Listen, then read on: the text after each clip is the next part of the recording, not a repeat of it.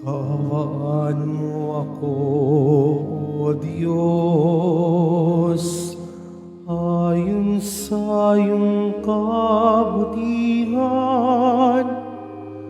ayon sa lakip ng iyong habag, pawin ng aking kasamaan. Hugasan ako sa aking pagkakasala at linisin sa aking kasalanan. Kaawaan mo ako, O Diyos, ayon sa iyong kabutihan, ayon sa laki ng iyong habag, pawin ng aking kasamaan.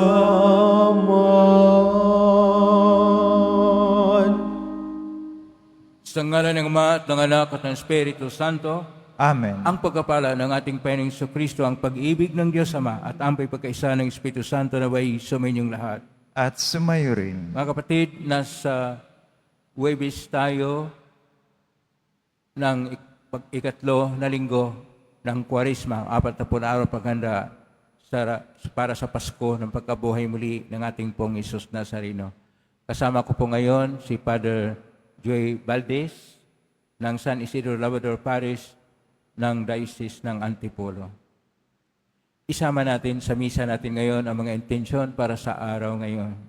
Ang inyong mga intensyon kay narito sa loob at sa labas ng Basilica Minor at pamansang nambana ni Jesus Nazareno. Ang mga intensyon naman nakiisa sa atin sa pangitan ng live streaming through Facebook Live, YouTube, X, Instagram, TikTok at iba pang social media dito sa ating bansa at iba't ibang dako ng mundo. Idagdag rin natin ang ating intensyon para sa kapayapaan sa buong mundo, lalo tigit na sa Israel, Ukraine at Syria. Mga minamahal ko mga kapatid, sa aklat ni Propeta Jeremias, tinawag ang lahat ng tao na sumunod, manalig sa Panginoon. Sa ating Ebanghelyo ngayon, ang ating Panginoon ay hindi gaanong tinanggap sapagkat ang kanyang pagpalayas ng demonyo ay sinasabi na ginagamit din ang kapangyarihan ng demonyo. Kuminsan sa buhay natin, humingi tayo ng mga palatandaan, signs. Kuminsan sinusubok natin ang Panginoon at sa panahon ng ating pinagdaanan at pagsubok sa buhay, kuminsan sinisisi pa natin ang Panginoon na yung nangyari sa buhay natin ay sa kagagawan din natin. Sa ating karupukan at kahinaan tayo nagkasala. At dahil dito, dumulog po tayo sa maing Panginoong nagpapatawad ng lubos.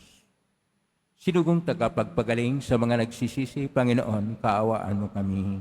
Panginoon, kaawaan mo kami. Dumating na tagapag-anyayang mga makasalanan ay magsisi, Kristo, kaawaan mo kami. Kristo, kaawaan mo kami. Nakaluklok ka sa kanan ng Diyos Ama para ipamagitan kami, Panginoon, kaawaan mo kami. Panginoon, kaawaan mo kami. Kaawaan tayo makapangyarihang Diyos, patawarin tayo sa ating mga kasalanan at patnubayan tayo sa buhay na walang hanggan. Amen. Manalangin tayo. Ama naming makapangyarihan, kami dumudulog sa iyong dakilang pag-ibig. Ngayon ang araw ng kaligtasan ay palapit upang sa pagdiriwang ng pagkabuhay kami lalong sumisigasig. Sa pangitan ni Kristo kasama ng Espiritu Santo, magpa sa walang hanggan. Amen. Magsipo muna ang lahat. Pagbasa mula sa aklat ni Propeta Jeremias. Sinasabi ng Panginoon, inutusan ko ang mga tao na sumunod sa akin upang sila'y maging aking bayan at ako naman ang Diyos nila. Sinabi kong mamuhay sila ayon sa ipinag-uutos ko. at sila'y mapapanuto. Ngunit hindi sila tumalima, ayaw nilang makinig sa akin. Sa halip, ginawa nila ang balang maibigan at lubusang nagpakasama, sa halip na magpakabuti. Mula nang lumabas sa Ehipto ang inyong mga ninuno hanggang sa araw na ito, patuloy akong nagsugo ng aking mga alipin, ang mga propeta. Subalit hindi niyo sila pinakinggan ni pinahalagahan. Nagmatigas kayo at masahol pa ang ginawa ninyo kaysa ginawa ng inyong mga ninuno. Jeremias, sasabihin mo ang lahat ng ito sa kanila, subalit hindi sila makikinig sa iyo. Tatawagin mo sila, ngunit hindi kanila papansinin. Kaya ganito ang sabihin mo sa kanila, narito ang bansang ayaw makinig sa tinig ng Panginoong kanilang Diyos, at ayaw ituwid ang kanilang landas. Naglaho na sa kanila ang katotohanan, at di man lamang nababanggit. Ang salita ng Diyos. Salamat sa Diyos. Panginooy inyong dinggin, huwag ninyo siyang salungatin. Panginooy, inyong dinggin, huwag niyo siyang salungatin. Tayo ay lumapit sa ating Panginoon. Siya ay awitan, ating papurihan. Ang batong kublihan natit kalakasan, tayo ay lumapit sa kanyang harapan na may pasalamat. Siya ay purihin ng mga awiting may tuwa at galak. Panginooy, inyong dinggin, huwag niyo siyang salungatin. Tayo ay lumapit sa kanya isumamba at magbigay galang. Lumuhod sa harap nitong Panginooy sa ating lumalang. Siya ang ating Diyos, tayo ay kalinga niyang mga hirang, mga tupa tayong inaalagaan. Panginooy, inyong dinggin, huwag niyo siyang salungatin. Ang kanyang salita ay ating pakinggan. Iya'y inyong puso'y huwag patigasin tulad ng ginawa ng inyong magulang nang nasa Meriba, sa ilang ng masa. Ako ay tinuksot, doon ay sinubok ng inyong magulang. Bagamat nakita ang aking ginawang, silang nakinabang. Panginooy, inyong dinggin, huwag niyo siyang salungatin. Tumayo na po ang lahat.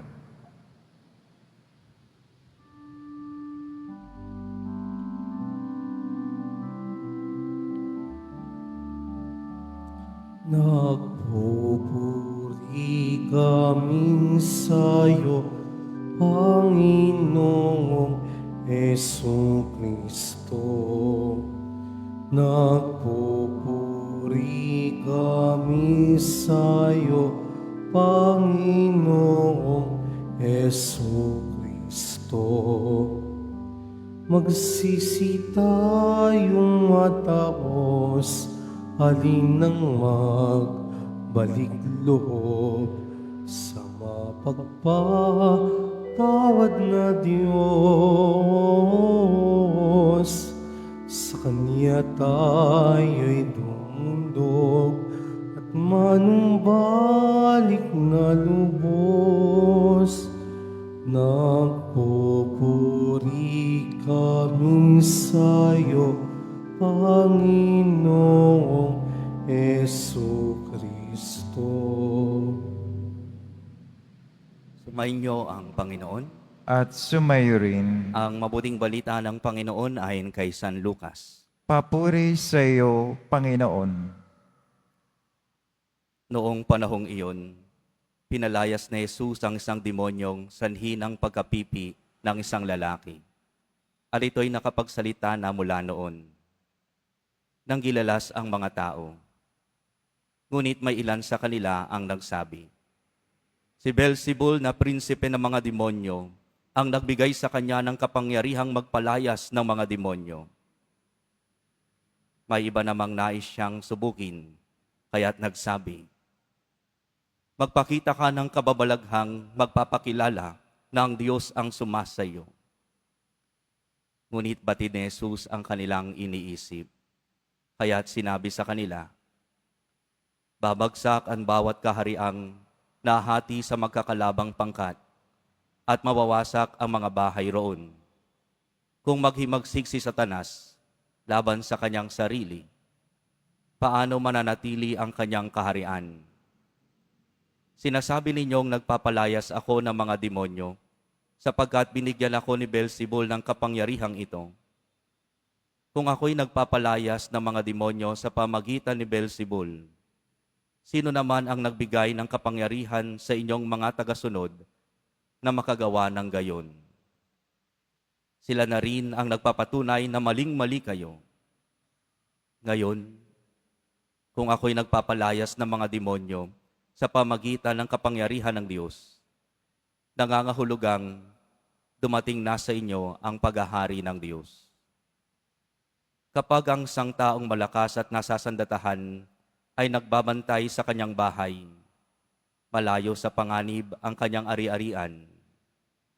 Ngunit kung salakayin siya at talunin ng isang taong higit na malakas, sasamsamin nito ang mga sandatang kanyang inaasahan at ipamamahagi ang ari-ariang inagaw. Ang hindi panig sa akin ay laban sa akin, at nagkakalat ang hindi tumutulong sa aking mag-ipon. Ang mabuting balita ng Panginoon. Pinupuri ka namin, Panginoong Hesukristo. Magsiyo po muna ang lahat.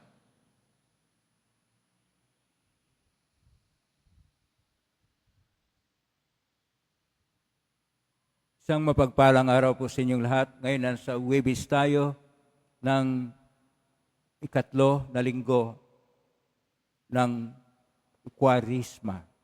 4 na araw na paghanda para sa Pasko ng pagkabuhay muli ng ating Panginoon. At sa bawat araw, mayroon po tayong paksa o tema. At sa ngayon, sa araw ngayon ng Huwebes ng ikatlo na linggo, ang atin pong paksa ay tungkol sa katapatan.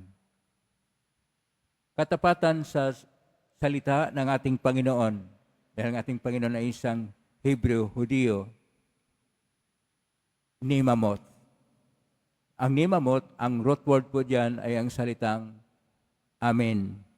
Ang Amen, ibig sabihin, siya na nga, siya nawa, o nananalig, o tapat ako. Kaya po sa ating Ebanghelyo ngayon ni San Lucas, Kapitulo 11, versikulo 14 hanggang 23, ang katapatan ay sinuway ng mga tao. Dahil ang ating Panginoon, Kanya pong pinalayas yung isang demonyo sa inaalihan nito na hindi na makapagsalita. At nung napalayas na, maraming tao ang nagpupuri sa Diyos, pero mayroon ding nagdududa sa Panginoong Hesus at hindi tumatanggap na nagsabi pa, nagpalayas siya dahil sa kapangyarihan ni Beelzebul, ang prinsipe ng demonyo. At mayroon pang iba, dapat magpakita siya ng palatandaan mula sa langit. Kanya na pinalayas ang demonyo, kanyang pinagaling ang mga may sakit, pinarami niya ang tinapay o pamakakain ang marami, naglalakad na siya sa tubig, binuhay niya ang patay. Ang mga bulag ay makakita na, ang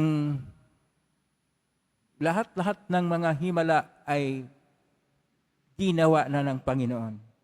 Pero hindi pa rin siya tinatanggap dahil hindi sila matapat, nawalan sila ng katapatan. Ang katapatan sa pananalig ay 30 na beses ay nabanggit sa Biblia. Pero tumatawag ang ating Panginoon.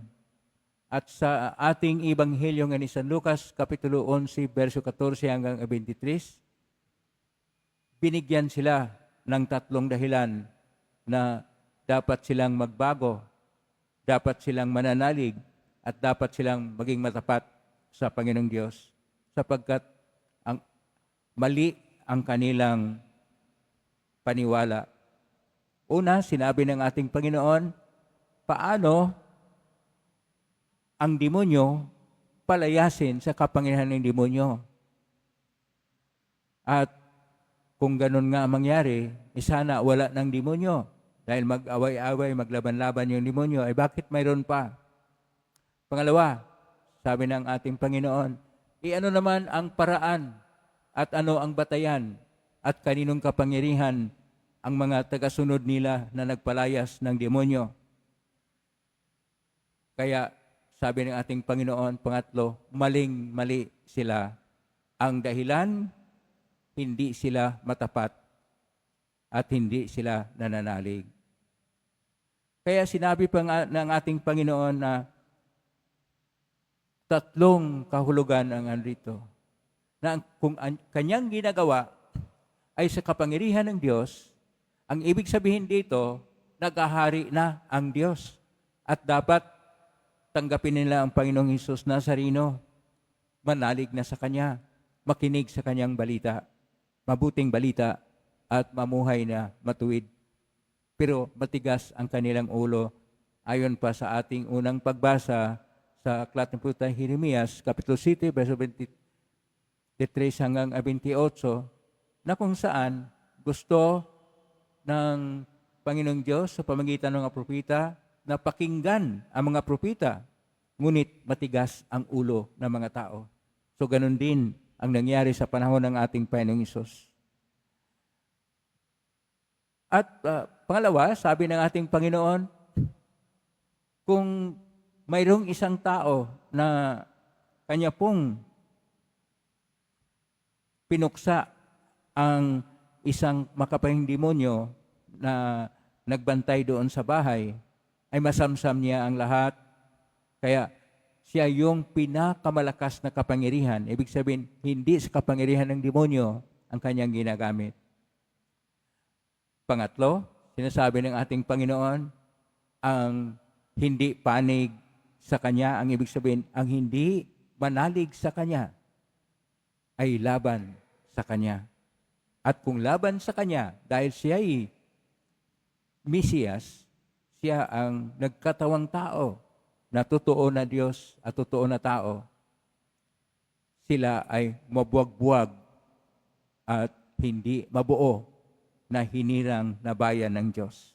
At gano'n naman talaga ang nangyari. Kaya nagkabuwag-buwag ang mga tao kung ano-ano ang mga kaguluhan na nangyari sa tinatawag nating Holy Land o banal na bayan ng Diyos o Israel. Kaya kapag tingnan po natin ang ating mga pagbasa ngayon, tatlong bagay po ang dapat nating gawin. Una, makinig.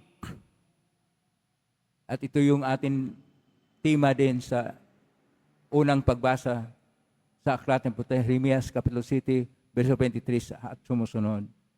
At ito rin ang sa ating Salmo 94. Pangalawa, liban pa sa pagkinig, ang dapat rin natin gawin, pagsunod. Ang pagsunod sa ating Panginoon, ito yung pagpapahayag ng ating katapatan sa Panginoon. Kaya sabi natin, Panginoon, ang hindi panig sa akin ay laban sa akin. Kaya ang kailangan ay isang pagsunod at pagtalima sa kalooban ng Diyos. Pangatlo, pagpatotoo. Pagpatotoo o witnessing, ang atin kasing pananalig, kung tayo ay nananalig sa ating Panginoon, kailangan magpatotoo. Kaysa salitang, kanina po ang sinasabi ko, yung salita ng Panginoon, Nima not, ito yung katapatan sa pananalig. Dahil ang ating pong ebanghelyo ay na original na nakasulat sa Koinoko na Griego, ito po ay pisto tita. Pero dahil nasalin ni San Jeronimo ang ating ebanghelyo at ang ating iba pang mga bahagi ng Biblia sa Latin po, fidelitas. Ang pangatlong gawin natin. So, una, makinig. Pangalawa, pagsunod. Pangatlo, pagpatotoo. Ang atin pong katapatan sa Diyos ay napahayag sa patutuo, witnessing. Kuminsan kasi sinasabi natin, diboto tayo sa Pong Hesus Nazareno. At tayo ay isang tunay na Kristiyano, ganyan. Pero napahayag ba yun sa buhay natin? Tayo ba ay tunay na naig sa ating Panginoon na kung saan 24 oras, 7 araw sa buong linggo, tayo ay Kristiyano? Kasi kuminsan makikita lang ating pagiging Kristiyano kapag ka nasa loob tayo ng simbahan, sa loob tayo ng bahay dalanginan, sa loob tayo ng basilika. Pero pag sa labas na, ang ugali natin, nagmamarites na naman tayo, nagpapatuloy naman ng masamang hilig at bisyo, nagmumura na naman, nagsusugal, nagdudruga, nangungurakot, at kung anong mga masamang hilig. Kaya hindi talaga tayo magpasabing tayo ay nagpatotoo. Nakinig nga tayo sa Ebanghelyo. Pangalawa na, tayo ay sumunod daw dahil tayo, pero dito lang sa simbahan. Kailangan ating ipatotoo. Sapagkat ang isang pananalig at panampalataya na napatotoo natin, napahayag sa iba, ito po ay umunlad at yumayabong sa atin at pagyabong nito sa ating buhay, tayo'y naging saksi na tunay sa ating Panginoon. At dahil dito, ang ating buhay, makikita na tayo Kristiyano sapagkat makikita nila na tayo ay may kabaitan, gumagawa ng mabuti, may adikaing mabuti, at may pananaw at kalakaran ng kabutihan. Sapagkat yun ang isang tatak ng isang tunay na Kristiyano. Meron bang isang Kristiyano na nagmumura? Meron bang isang Kristiyano na nagchichismis? Meron bang isang Kristiyano na nangungurakot? Meron bang isang Kristiyano na nagsusugal o nagdudruga? Meron bang isang dibuto ng ating Pong Hesus Nazareno na may masamang hilig o masama ang kalakaran sa buhay? Ang tunay na Kristiyano, ang tunay na dibuto sa ating Pong Hesus Nazareno ay nagpatotoo ng pahayag na dahil siya ay tunay na dibuto ng ating Panginoon, kanya pong sundin ang lahat ng tinuturo ng Panginoon, kanya pong isinabuhay ang Ebanghelyo, kanya pong ipahayag, ipakita at ipatotoo sa iba na siya ay Kristiyano, hindi lang sa salita, sa buhay at sa gawa, na siyang pinakamabisa na paraan upang ipahayag na siya nga ay tunay na matapat sa Panginoon. Maging matapat tayo sa Kanya. Sapagkat kung hindi, may mga demonyo na kahit hindi nagsasalita, ay sumasanib sa mga tao upang ilihis tayo ng landas. Lalo na ngayon, natin naghanda para sa eleksyon. Maraming gustong ilihis tayo sa ating pagiging Kristiyano. Kaya magpatotoo na tayo sapagkat hindi tayo iiwanan ng ating Pong Hesus Nazareno. Nariyan lang siya. Huhugot tayo ng lakas sa Panginoon.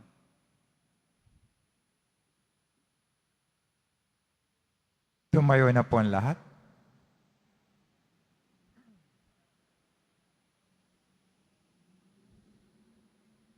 Minamahal ko mga kapatid, habang tayo ay natitipon kay Kristo, na nangingibabaw sa lahat ng kasamaan, buong pagtitiwala tayong lumalapit sa Ama. Taglay ang ating mga kahilingan, atin pong itutugon, Ama, gawin mo kaming kaisa ng iyong anak. Ama, gawin mo kaming kaisa ng iyong anak. Ang simbahan naway magpanibago at magpatotoo ng tapat sa mga dapat pahalagahan sa buhay at tumulong sa muling pagbuo ng isang wasak na mundo. Manalangin tayo. Ama, gawin mo kaming kaisa ng iyong anak. ang mga Kristiyanong mananampalataya naway magkaroon ng tapang na mangaral sa ngalan ni Kristo. Manalangin tayo. Ama, gawin mo kaming kaisa ng iyong anak. At tinawang buong pusong itaguyod ang pagtatanggol sa katotohanan at salungatin ang malikhaing pang-aakit ng kasamaan. Manalangin tayo. Ama, gawin mo kaming kaisa ng iyong anak. Ang mga may sakit at may karamdaman, naway paginhawahin ng pag-ibig ng Diyos na kanilang nararanasan sa pangangalaga ng mga taong kumakalinga sa kanila. Manalangin tayo. Ama, gawin mo kaming kaisa ng iyong anak. Ang mga namayapa, naway tanggapin sa kaganapan ng kaharian ng Diyos. Manalangin tayo. Ama, gawin mo kaming kaisa ng iyong anak. Sa tahimik, idulog natin sa Panginoon ang ating mga sariling kahilingan. Ama naming makapangyarihan, sa paghandog namin ng mga panalangin, pinasalamatan ka namin dahil sa iyong anak na tumubos sa kasalanan at kamatayan at nabuhay at naghari magpa sa walang hanggan. Amen. Magsiyo po muna ang lahat.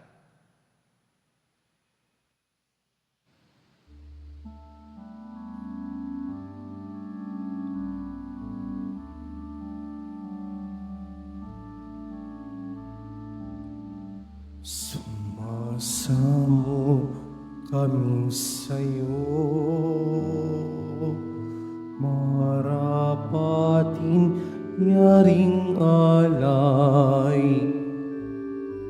Panginoon, tanggapin mo itong alak at tinapay.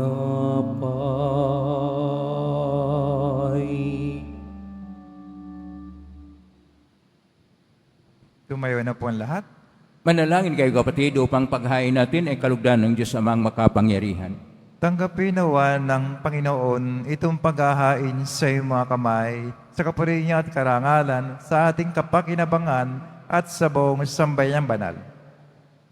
Ama naming lumikha, upang iyong kalugdan ng aming mga alay, dalisahin mo kami sa lahat ng kasalanan at huwag mong ipahintulot na kami masilaw ng kinang na mga huwad na kaligayahan, kundi itaguyod mo kami ng aming makamtan ang iyong pangakong gantimpalang lantay sa magitan ni Kristo kasama ng Espiritu Santo magpa sa walang hanggan. Amen. Sumainyo ang Panginoon. At sumayo rin. Itaas sa Diyos ang inyong puso at diwa. Tinaas na namin sa Panginoon. Pasalamatan natin ang Panginoong ating Diyos. Marapat na siya ay pasalamatan. Ama naming makapangyarihan, tunay ngang marapat ni kay aming pasalamatan sa pagitan ni Kristo na aming Panginoon. Minarapat mong ang pagtitiis para sa naghihirap ay maging tagapagpahiwatig ng pasasalamat na aming inihain ngayon sa iyong hapag. Ay iyong anak ay ulirang tagabigay ng pagsasaluhan sa mga nagugutom at mga nauuhaw. Sa pagsunod namin sa gili mong anak, ang pagkamanawain mo ay aming ginaganap upang ang pag-iimbot ay mapawing lahat sa aming pag-uugali at gawaing binabalak. Kay kesa namang helsi si awit ng papuri siyang pay sa kalangitan, kami nagbubuni siyang kadakilaan. Santo, Santo, Santo, Panginoon Diyos ng mga hukbo, napupuno ang langit at lupa ng kadakilaan mo, o sana sa kaitaasan. Pinagpala na paririto sa ngalan ng Panginoon, o sana sa kaitaasan. Magsilod po ang lahat. Ama naming banal, ikaw ang bukal ng tanang kabanalan. Kaismitan ng Espiritu gawing banal ang makaloob na ito upang para sa aming maging katawan at dugo ng aming Panginoong Kristo. Bago niya pinagtiisang kusang loob na maging handog, hinawakan niya ang tinapay, pinasalamatan kanya, pinaghati-hati niya yon, iniabot sa kanyang malagad at sinabi, "Tanggapin ninyong lahat ito at kanin. Ito ang aking katawan na ihahandog para sa inyo."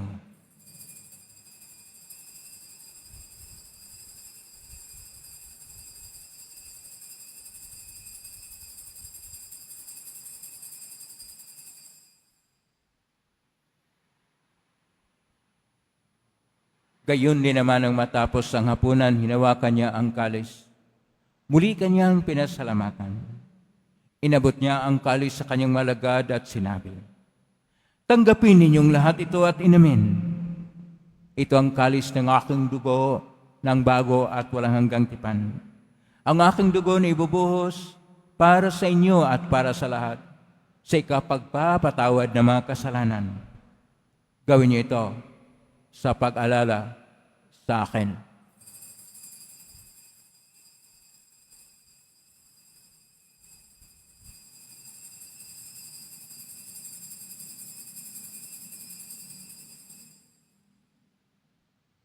Tumayo na po ang lahat. Ang misteryo ng pananampalataya. Si Kristo'y namatay, si Kristo'y nabuhay, si Kristo'y babalik sa wakas ng panahon. Ama, ginagawa namin ngayon ang pag-alala sa pagkamatay at ng pagkabuhay ng anak at naalay namin sa iyo ang tinapay na nagbibigay buhay at ang kalis na nagkakaloob ng kaligtasan. Kami nagpapasalamat dahil kami minarapat na tumayo sa harap mo para maglingkod sa iyo. Isinasamo namin kaming magsasalo-salo sa katawan at dugo ni Kristo ay mabuklod sa pagkakaisa sa pamagitan ng Espiritu Santo.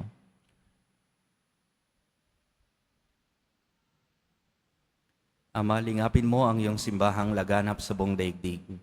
Puspusin mo kami sa pag-ibig. Kaysa ni Francisco na aming Papa at ni Jose na aming Obispo at ang Tanang Kaparian. Alalahanin mo rin ang mga kapatid naming nahimlay na may pag-asang sila'y muling mabubuhay. Gayun din ang lahat ng mga pumanaw. Kaawan mo sila at patuloyin sa iyong kaliwanagan. Kaawan mo at paginapating kaming lahat na makasalo sa iyong buhay na walang wakas. Kaysa ng mahal na Birheng Maria na ina ng Diyos, ng kabiyak ng puso niyang si San Jose, kaysa ng mga apostol, ni San Juan Bautista, ni San Isidro Labrador at ng lahat ng mga banal na namuhay dito sa daigdig ng kalugod-lugod sa iyo. May pagdiwang nawa namin ang pagpupuri sa ikararangal mo sa pamagitan ng iyong anak na aming Panginoong Hesukristo.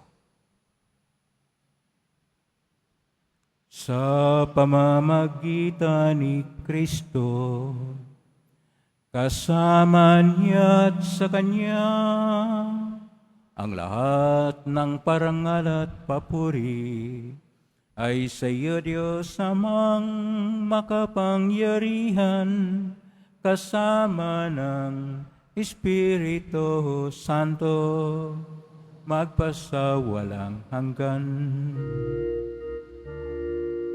Amen.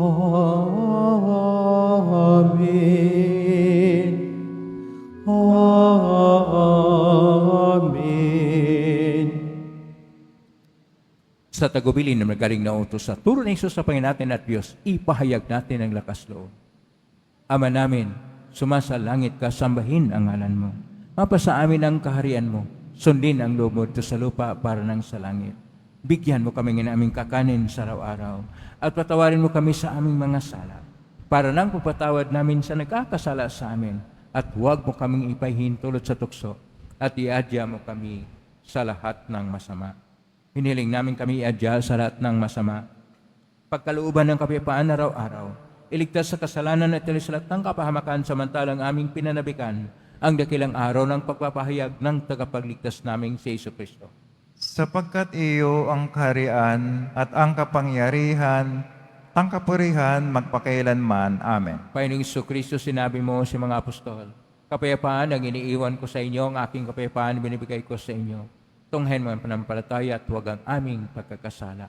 Pagkalooban mo kami ng kapayapaan at pagkakaisa ayon sa iyong kalooban, kasama ng Espiritu Santo, magpa sa walang hanggan. Amen. Ang kapayapaan ng Panginoon ay laging sumainyo. At sumayo rin. Magbiyan kayo ng kapayapaan sa isa't isa. Kapayapaan.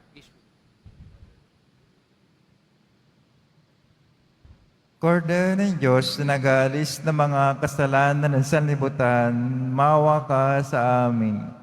Kordero ng Diyos na nag-aalis ng mga kasalanan ng sanlibutan, maawa ka sa amin. Kordero ng Diyos na nag-aalis ng mga kasalanan ng sanlibutan, ipagkaloob sa amin ang kapayapaan. Magsilod po ang lahat. Ito ang kordero ng Diyos. Ito ang nag-aalis na makasalanan ng sanlibutan. Mapalad ang mga inaanyayahan sa piging ng kordero. Panginoon, hindi ako karapat-dapat na magpatuloy sa iyo, ngunit sa isang salita mo lamang ay gagaling na ako. Pagsang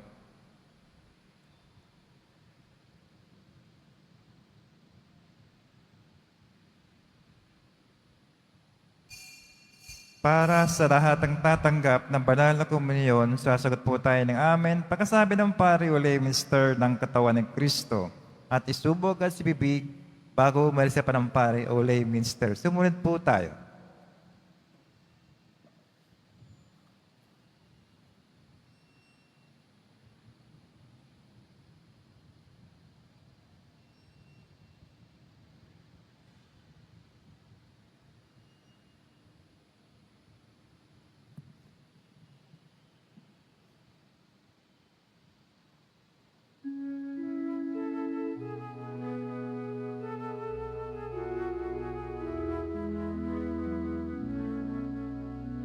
Sa pag-inom ng sinuman sa tubig na aking bigay, di na muling mauuhaw pagkat ito ay bubukal sa buhay na walang hanggan.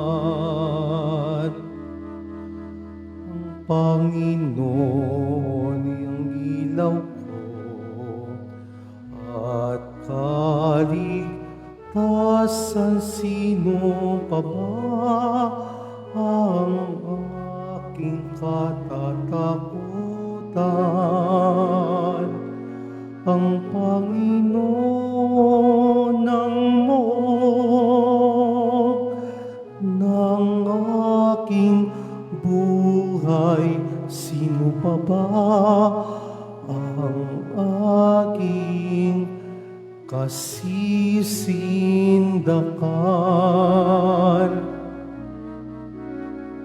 Sa pag-inom ng sinuman sa tubig na aking bigay, di na muling mauuhaw pagkat ito ay bubukal sa buhay na walang hanggan.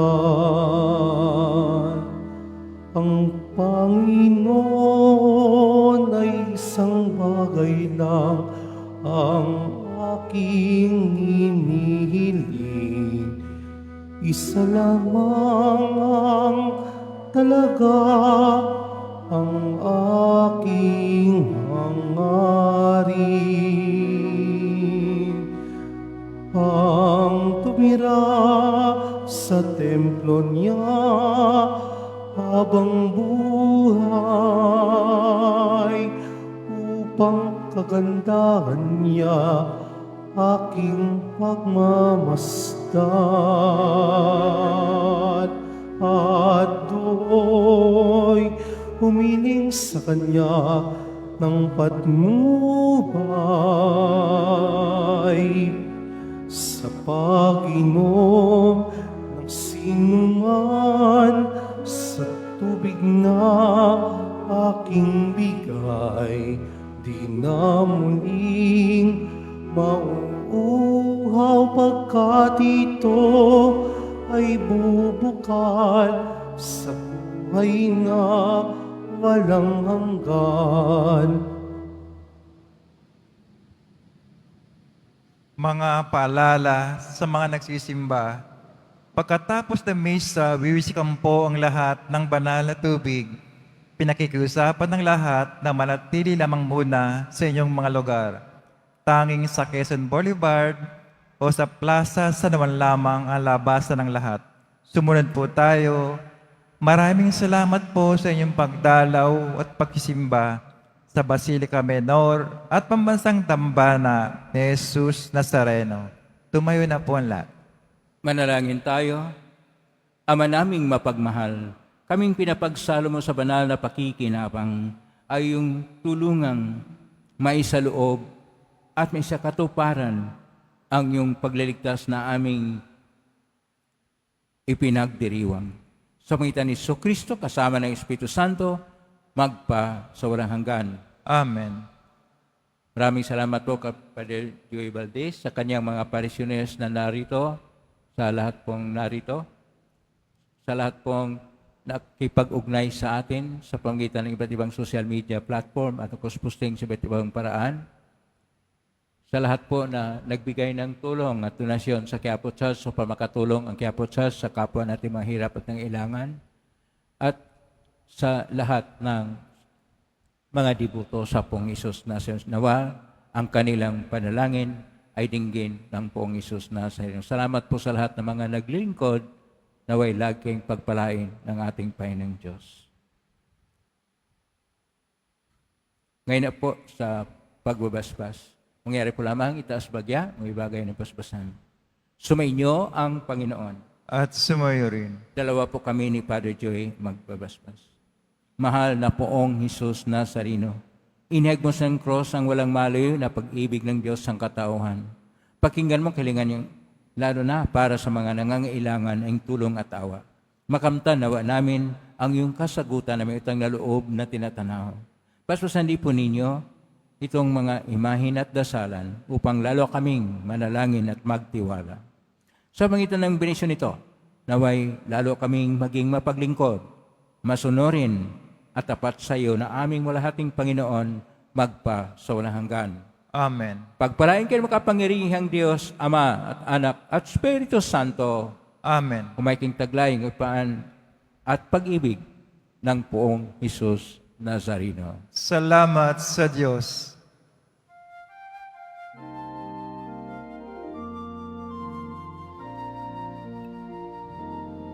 Nuestro Padre Jesus Nazareno, sinasamba ka namin, pinipinto ka namin, aral mo ang aming buhay at kaligtasan. Nuestro Padre Jesus Nazareno, iligtas mo kami sa kasalanan. Ang krus mong kinamatayan ay sagisag ng aming kaligtasan. Nuestro Padre Jesus Nazareno, dinarangal ka namin. Nuestro Padre Jesus Nazareno, ninulwalhati ka namin. Nuestro Padre Jesus Nazareno, dinarangal ka namin.